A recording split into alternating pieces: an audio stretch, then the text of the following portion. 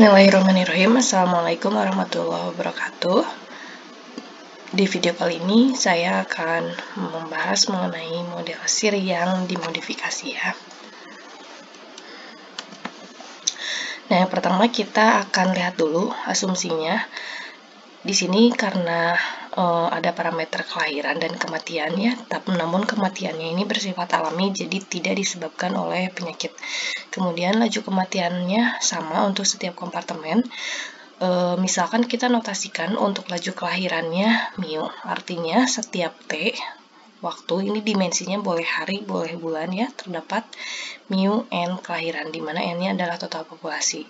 Nah, karena tadi laju kematian dan kelahirannya harus seimbang, maka setiap T waktu juga terdapat kematian sebesar mu S di kompartemen S, kemudian mu I di kompartemen I, dan mu R di kompartemen R.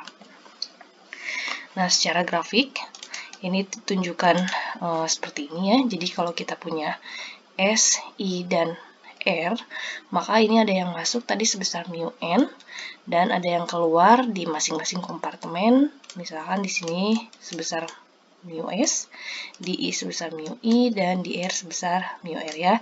Kalau misalkan interaksinya ini sama ya, jadi interaksi antara S dengan I itu sebesar beta ya, dan antara I yang keluar atau yang menjadi sembuh ini sebesar I per delta ya.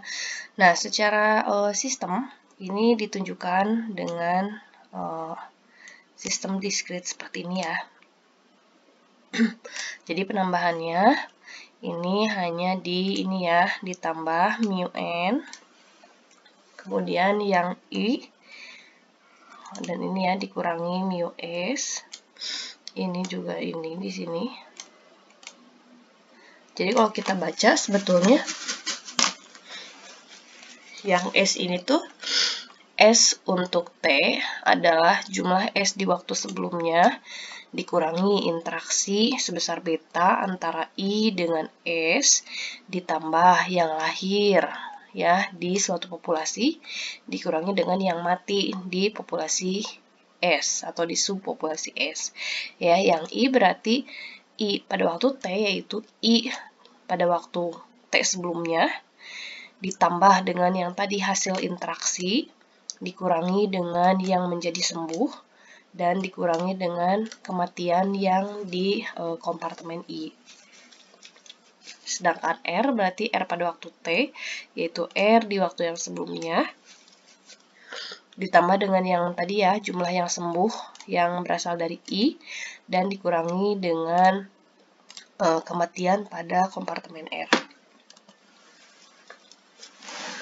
Nah, angka reproduksi dasar untuk model tadi, ini R0 ini sama dengan efektif kontak per hari ya, kalau misalkan dimensi waktunya dalam hari, dikali dengan rata-rata waktu yang atau misalkan ini lama periode infeksi.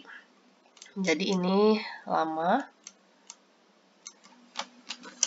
periode atau ini periode infeksi ya, periode infeksi.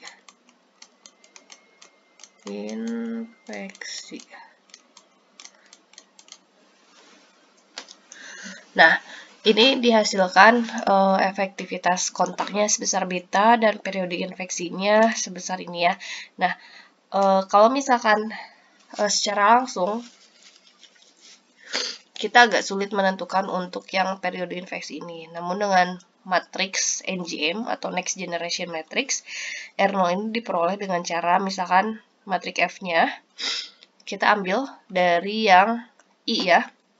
Jadi tadi I itu adalah, kalau saya nyatakan I sama dengan ini I pada T misalkan ya, I di T-1 ditambah dengan beta S I per N ya, ini pada saat yang T-1 ya, kemudian dikurangi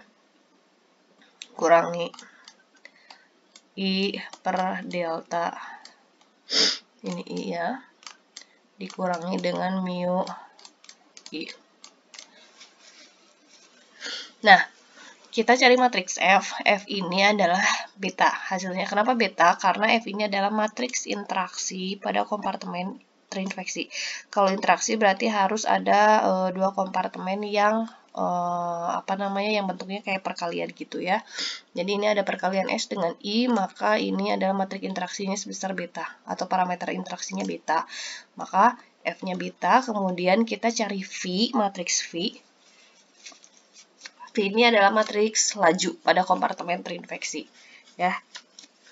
Yang mana sih matriks laju ini? Nah, karena matriks laju berarti yang harus ada kompartemen laju ya. Misalkan yang ini, yang pertama 1 per delta ini dari sini. Ya. Ini kan 1 per delta dikali dengan I ya. Kita ambil lajunya. Berarti 1 per delta. Kemudian ditambah dengan yang ini. Laju gerakan mu. Nah, perlu diingat bahwa nanti meskipun ini negatif ya, kemudian mu juga negatif, nanti setelah masuk ke V, ini sama saja kayak dikalikan dengan negatif ya. Jadi kita ambil yang positifnya. 1 per delta ditambah mu ya. Jadi bukan min 1 per delta min mu. Bukan ya. Tapi kita ambil yang positifnya. Nah, setelah itu kita cari dulu V inverse. Jadi V inverse ini diperoleh seperti ini ya. Kalian tinggal samakan penyebut aja. Delta 1 ditambah mu delta. Ya. Berarti kan 1 per ini ya. Gitu. Lalu setelah ini sama dengan delta per 1 plus mu delta. Ya. Nah, berarti ini adalah V inverse-nya. Nah, R0-nya diperoleh dari perkalian antara F dengan V inverse. Jadi tinggal dikalikan saja dengan beta, maka ini jadilah langsung ke sini.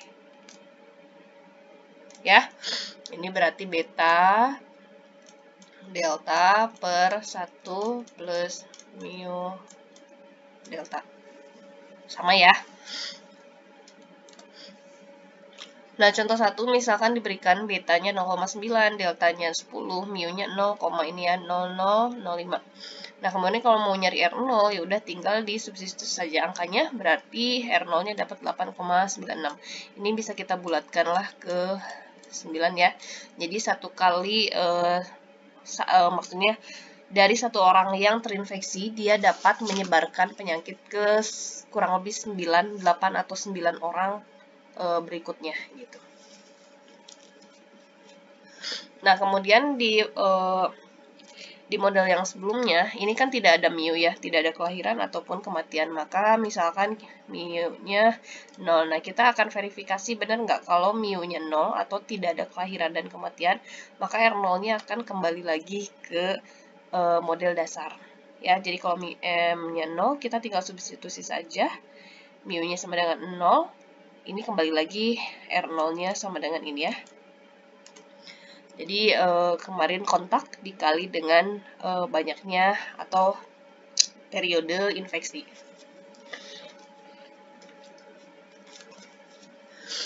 Nah, contoh 3, misalkan diberikan ya angkanya segini.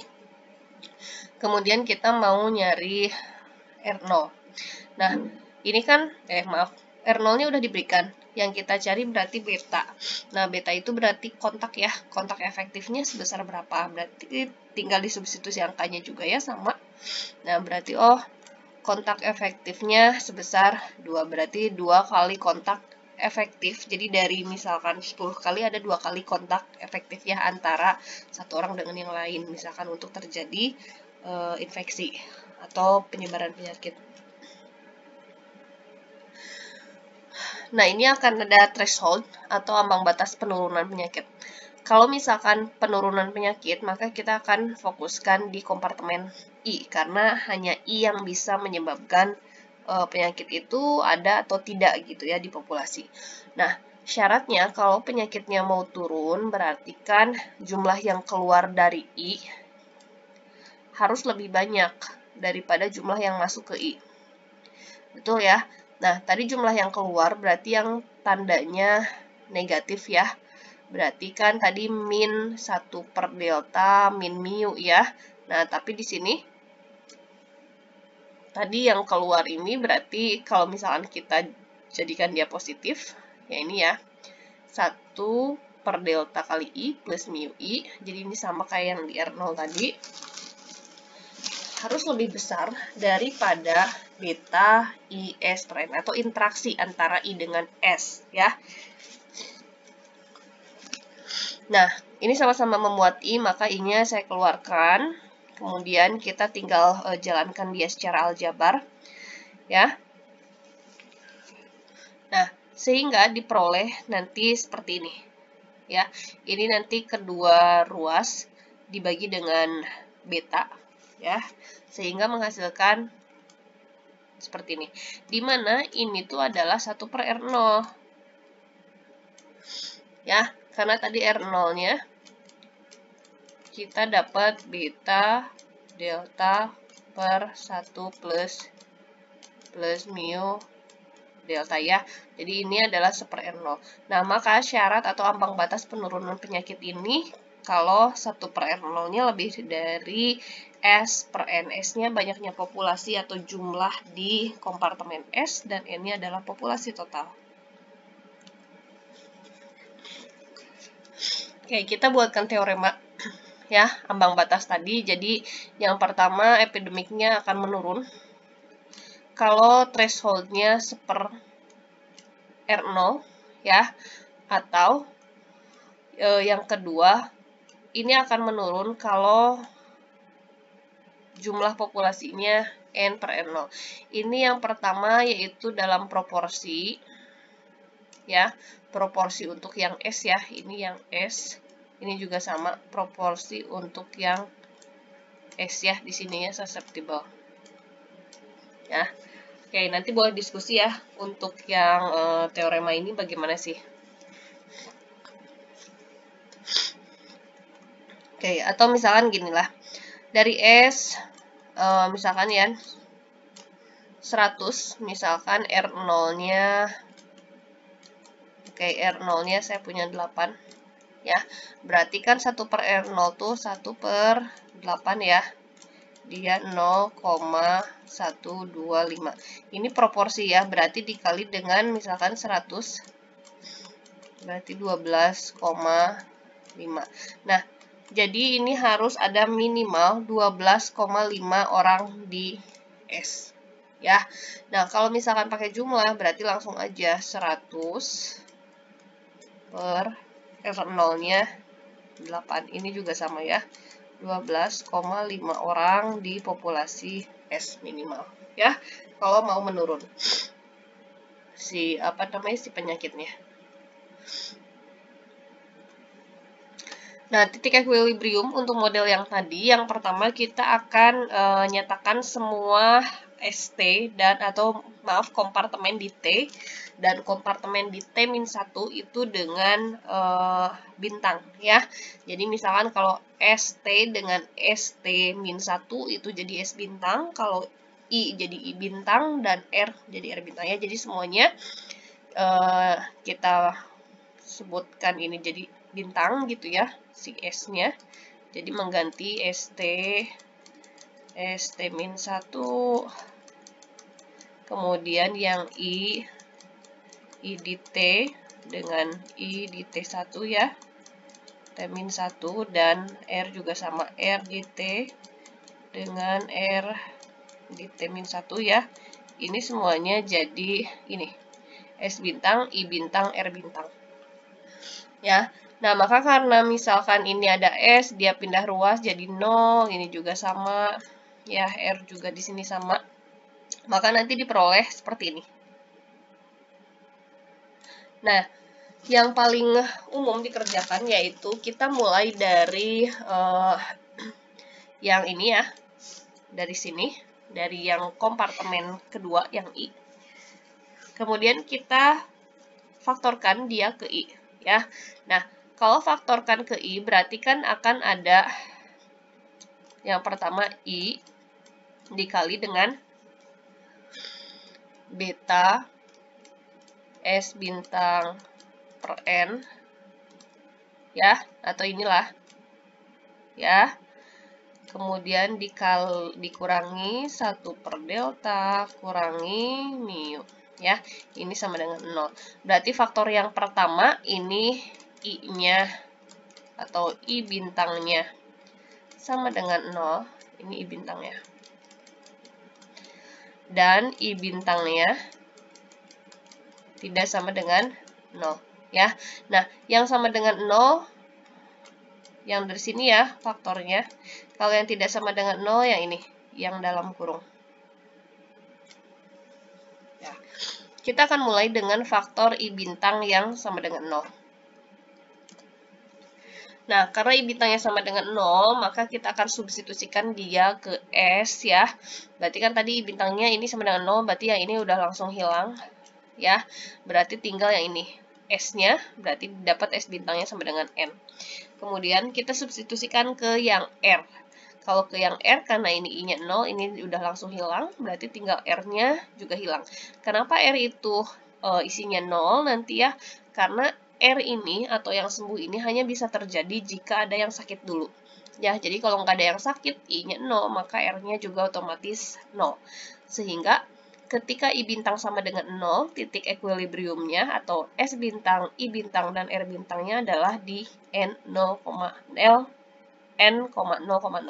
Jadi di sini N-nya total populasinya ini semuanya sehat atau semuanya rentan gitu ya, gitu. Tapi tidak ada yang terinfeksi.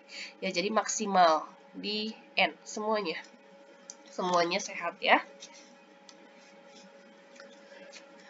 Nah, setelah itu kita akan mulai dengan yang nilai I bintang tidak sama dengan 0. Tadi diberikan I bintangnya segini ya. Nah, sekarang kita akan mulai dengan S bintang ya. Maka kita tinggal substitusikan aja atau kita jalankan aja secara aljabar. Ini S bintangnya diperoleh seperti ini ya. Oke, kita simpan dulu ini S bintangnya.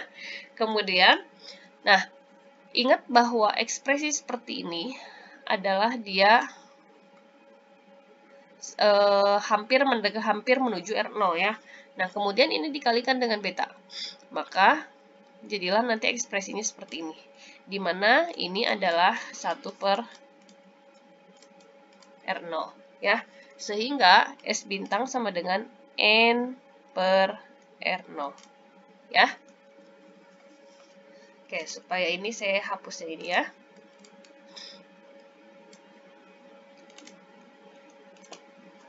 Oke, kita simpan dulu yang ini. Kemudian selanjutnya kita tadi I-nya ya. I-nya kan diperoleh, kita substitusi yang nilai S ini ke sini ya. Nah, lalu setelah ini kita akan dapatkan I. Ya, jadi yang S ini kita substitusi. Kita di sini substitusi juga S bintangnya. Nah, setelah dijalankan secara aljabar, ini silakan kalian jabarkan aja. Ya. Ini misalkan ini hilang gitu ya. Kemudian ada yang dipindah ruaskan. Nanti diperoleh I-nya. I bintangnya seperti ini. Ya. Dan yang terakhir, ini kita mau mencari R bintang ya. Berarti tadi kan I bintangnya udah dapat segini ya. Kita substitusikan dia ke yang R ya, yang persamaan ketiga. Nah, artinya ini juga dijalankan saja secara aljabar. Nanti diperoleh R-nya sama dengan ini ya. Oke, jadi yang ini tinggal pindah ruas ke sini.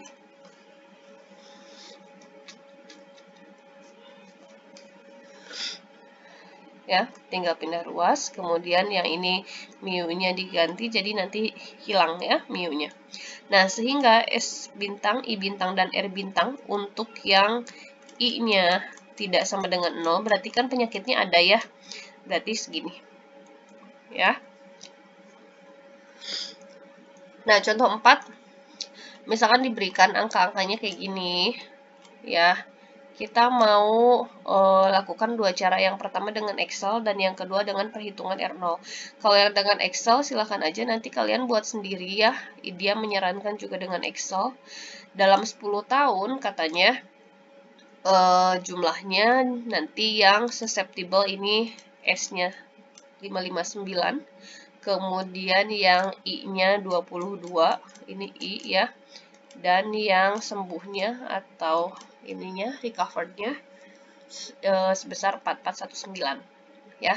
Nah, kalau misalkan dengan R0 gimana cara ngitungnya? Berarti kita hitung dulu R0-nya, berarti R0-nya diperoleh ini ya 8,955.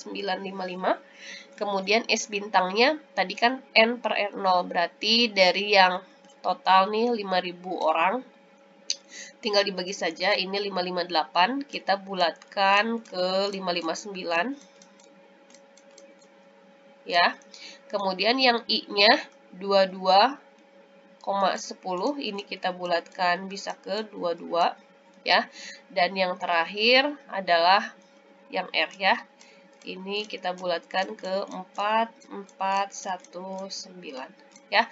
Ternyata sama hasilnya ya. Jadi sama. Jadi mau yang pakai Excel atau yang pakai manual, ini hasilnya sama. Nah, selanjutnya kita akan menentukan parameter berdasarkan data di lapangan.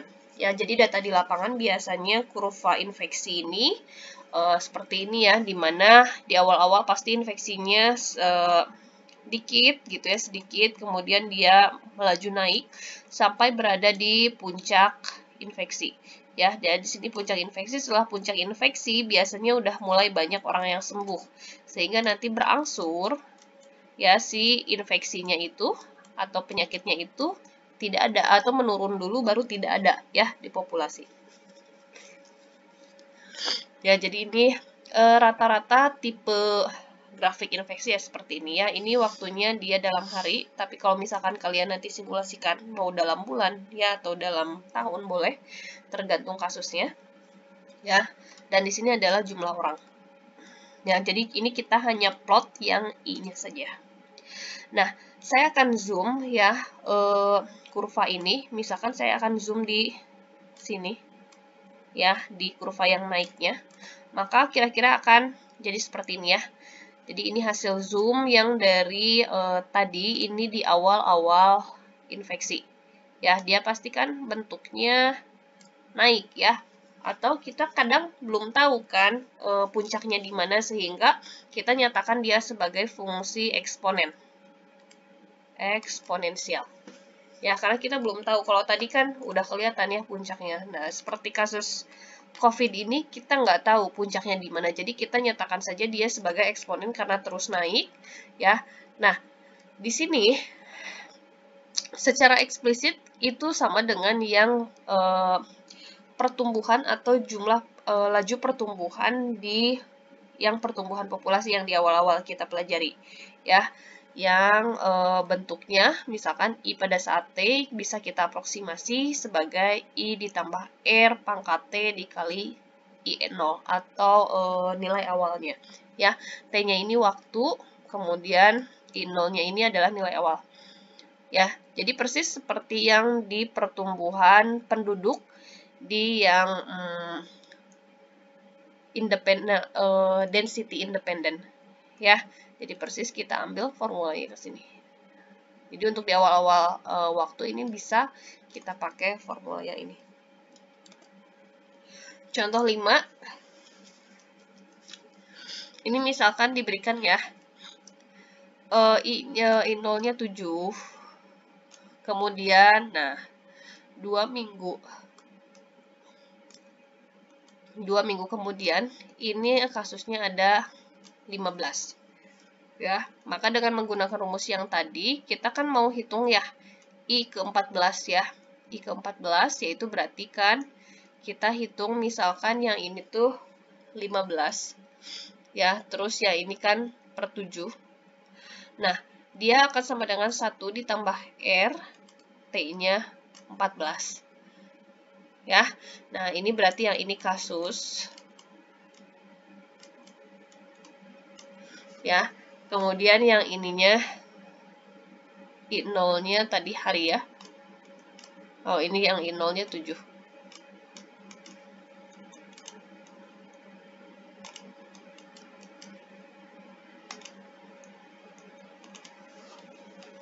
Ya. Nah, ini tinggal jalankan saja ya. Kita mau nyari R atau laju pertumbuhannya. Laju pertumbuhan penyakitnya itu seberapa cepat sih? Oh, berarti dia kalau misalkan seperti ini, laju infeksinya sebesar 0,056 kecepatan infeksinya ya, kecepatan lajunya.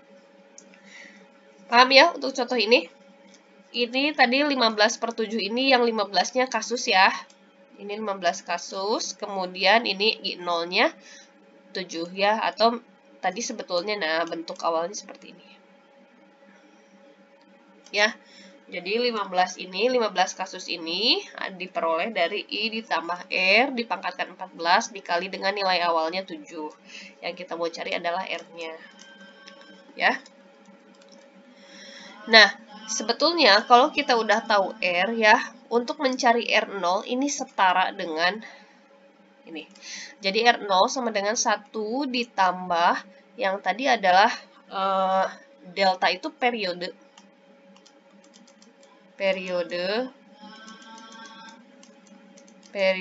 infeksi ya.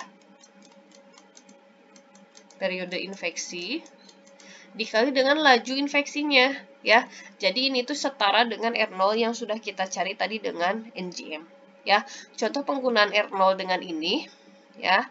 Misalkan kita akan menghitung nih R0 kalau misalkan kita punya periode infeksinya 11 ya, R-nya jumlah laju pertumbuhan infeksinya 0,056. Maka R0-nya yaitu 1,616 gitu ya. Gitu. Nah, contoh 7, misalkan kita mau nyari R0 untuk suatu penyakit ya di Texas.